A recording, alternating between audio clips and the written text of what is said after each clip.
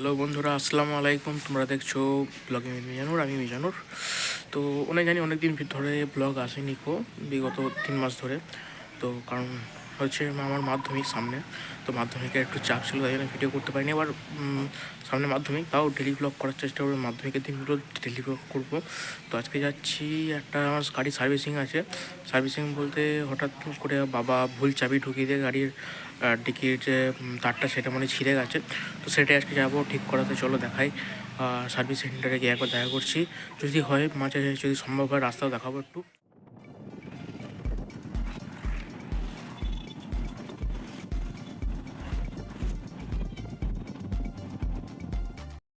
তো বন্ধুরা, এটাই হলো শঙ্করপুরের যে পপুলার শোরুম।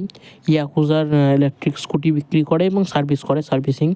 দেখতে পাচ্ছি দিয়ে ব্যানার আছে, যে পপুলার অটোমোবাইলস।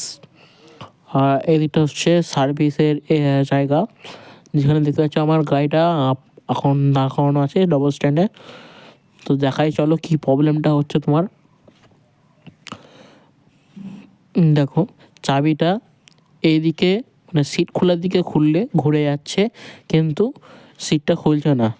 তো আমার মনে হচ্ছে যে যে তারটা হয়, তারটা ছিঁড়ে গেছে। তো দাদারা খুলে দেখুক কি হয়েছে।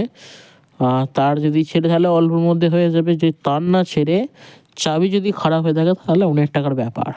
দেখা যাক চলো। আর এখানে পুরোটাই ইলেকট্রিক গাড়ির কাজ হয়।